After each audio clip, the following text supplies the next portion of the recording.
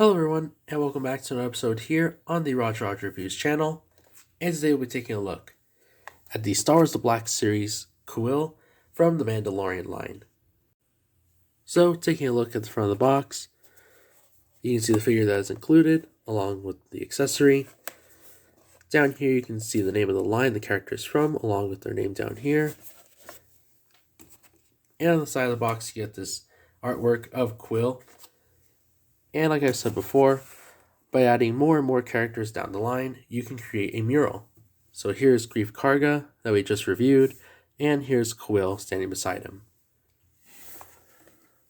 Taking a look at the back of the packaging, you can see this portrait of the character along with the description and the number in which the character falls into the line. Here's the side of the box, the top, and the bottom. So, I'll go ahead and unbox it and we can get on with the review.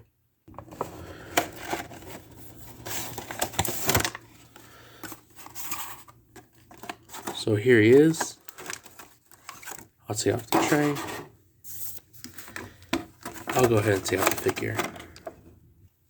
So here he is out of the packaging. And you can see this very nice sculpt the character has. Very detailed and nice looking. Here's a close-up of his head. Very nice. You can see all the detail that was put into the face and along with the outfit. Very nice looking figure. So I'll go ahead and review from top to bottom. Starting off at the head, you can see this nice head sculpt and the face printing on this figure. Very, very nice. And I also noticed when I got the figure out that his hat is a separate piece. So here's a close-up of him without the hat. You get a better look at the back of his head. He has a bald spot and some hair back here and some ears.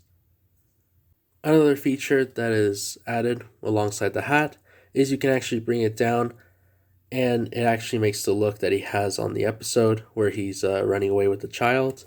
So that is a really cool feature. So here's a close-up of him wearing the goggles. And all I did was just flip the front of the cap downwards to where it fit his nose to give it that look.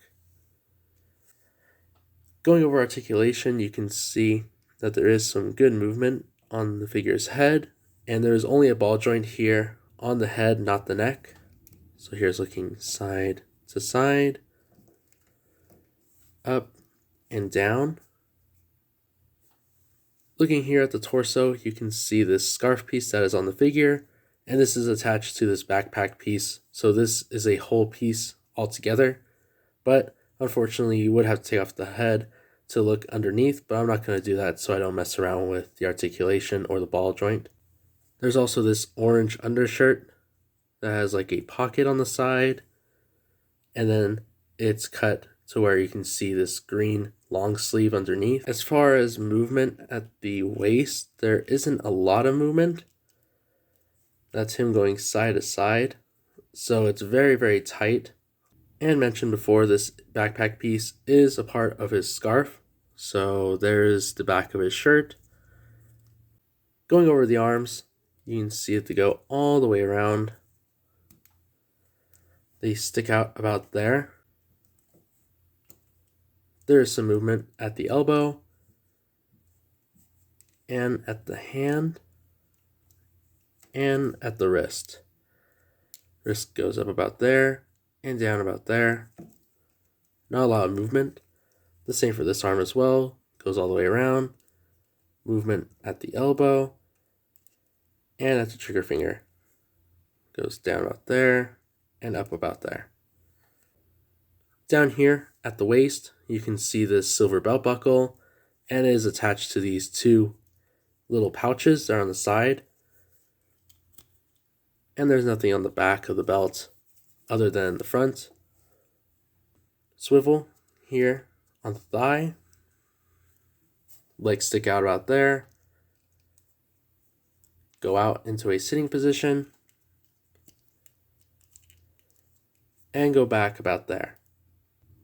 And Hasbro did it again, covering the knee joint with the rest of the pants, which I really like because it doesn't really show the joint and it looks very natural. Going over the knee, there is no double knee, so that's as far as you're going to get as far as into a kneeling position. There is also a separate swivel at the knee on both sides. Getting a closer look at the boots, they are the same shade as the pants in this nice dark brown or tannish color. They also have this nice little flap, so the foot goes up about there and down about there. And there is a slight rocker ankle on both of the feet to get good articulation. Going over the accessory, it is a ion blaster that we see him always carry around. Up close you can see it has some nice detail to it. Has this wooden stock, this gray color going around the main body of the gun, and it has a strap that runs in the front of the barrel and the back of the stock. In order to put on the blaster, I ended up sliding off the strap on the back of the stock. It goes on and off, but the one in the front mainly just stays there. So what I ended up doing is sliding in the stock and twisting and turning until it eventually got to the trigger finger. And he holds it pretty well in his hand, as you can see. And you can slide the strap over the stock, and you're good to go. And thanks to the wonderful articulation, you can get in some awesome action poses like I have him in right now. And I really like how the figure is very stable. Here's a quick size comparison alongside the child and Din Djarin. So as an overview for this figure, I think this is one of the best Kuiil figures we'll ever get. Seeing all the amazing detail that we went over and all the articulation that fits really well. And something I like to do at the end of this video is usually when I'm done with the review, I like to show you guys how I like to display my figures. Having the figure in the front and the box in the back like this really shows off the artwork of the character and the figure in the front. But I am going to leave it here and say if you enjoyed the video, be sure to leave a like. And if you enjoyed the content that you see here on the channel too, be sure to subscribe because I am going to bring out more reviews in the future and much more. So I'll leave it at that, and I'll catch you guys on the next one.